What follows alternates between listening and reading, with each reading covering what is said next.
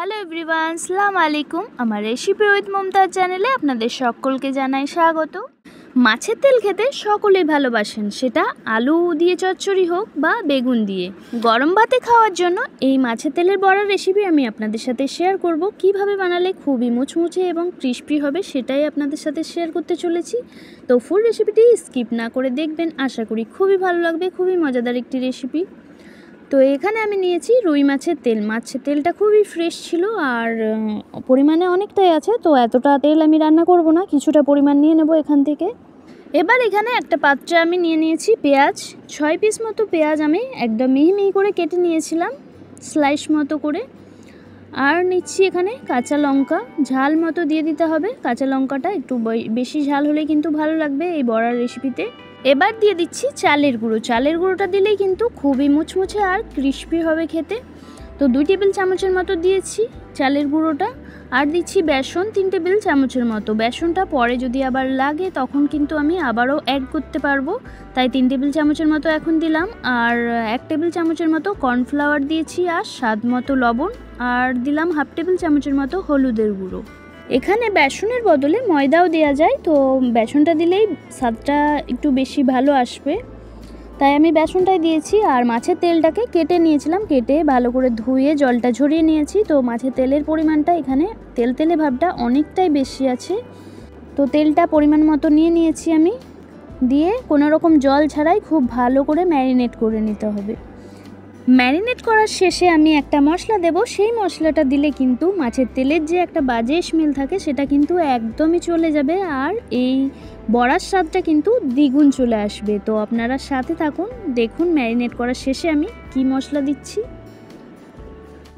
এখানে দেখুন ভালো করে ম্যারিনেট তো করে নিয়েছি, কিন্তু তেলের ভাবটা অনেকটাই বেশি, তাই একটু জলজলে ভাব মনে হচ্ছে, দলা পাকায়নি। যদি তেলের মধ্যে দিই চারিদিকে কিন্তু ছড়িয়ে যাবে, তাই একটু শক্তভাবে মাখার জন্য আমি আরও 2 টেবিল চামচের মতো বেসন নিয়ে নিচ্ছি। অনেকটাই বেশি তেলের পরিমাণ থাকলে এরকম করে বেসনটা পরে অ্যাড করে নেবেন, তাহলে কিন্তু ভালো করে বড়ার শেপটা চলে আসবে। এবার দেখুন ম্যারিনেট করে নিয়েছি, এখানে কিন্তু বড়ার শেপটা খুব ভালোভাবে আমার রেডি হয়ে গেছে, এই দেখুন। তো এবার তেলে ছাড়লে কিন্তু কোনো অসুবিধা হবে না, চারিদিকে ছড়িয়েও যাবে না, খুব ভালো করে ভাজা হবে। এবার ম্যারিনেট করার শেষে যে মশলাটার কথা বলছিলাম সেটা হচ্ছে রসুন।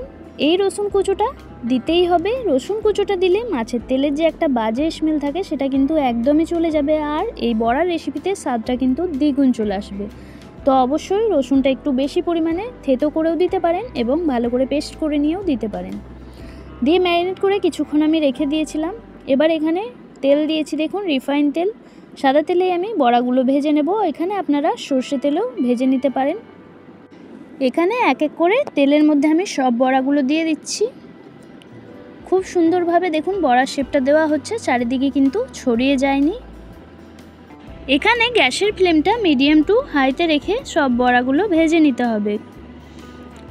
এক পিঠ কিন্তু খুব সুন্দরভাবে লাল লাল করে ভাজা হয়ে গেছে, আরেক পিঠ আমি পাল্টে নিচ্ছি। বড়াগুলো খুব সহজেই উঠিয়ে নেওয়া যাচ্ছে, দেখুন একটাও বড়া ভেঙে যাবে না, খুবই মুচমুচে এবং ক্রিস্পি হবে খেতে এই বড়ার রেসিপি। সেমভাবেই পাল্টে নিয়ে আরেক পিঠও লাল লাল করে ভেজে নেব আমি। তো মাছের তেলের বড়ার এই রেসিপিটা যদি আপনাদের ভালো লাগে অবশ্যই একটি লাইক করে দেবেন, আর যদি এখনও বানিয়ে এইভাবে খাওয়া হয়নি তাহলে অবশ্যই একবার এইভাবে ট্রাই করতে পারেন। আপনি বানিয়ে খান, বাড়ির সকলকেই খাওয়ান, খুবই এনজয় করুন। এই রেসিপিটা এত ভালো লাগে গরম ভাতে খেতে, জাস্ট অসাধারণ। দেখুন এখানে সব বড়াগুলো আমি তুলে নিচ্ছি তেলের থেকে। বাকি যে বড়াগুলো আছে সবগুলো সেমভাবে আমি ভেজে তুলে নেব। তো এখানে রেডি হয়ে গেছে আমাদের মাছের তেলের ক্রিস্পি এবং মুচমুচে বড়ার রেসিপি। অবশ্যই গরম ভাতে এবার সার্ভ করতে পারেন। তো আমার রেসিপিটা যদি ভালো লাগে অবশ্যই একটি লাইক, কমেন্ট, শেয়ার করে দেবেন। Thanks for watching. আমি আবারও হাজির হয়ে যাব নতুন কোনো একটা রেসিপির সাথে। আল্লাহ হাফিজ।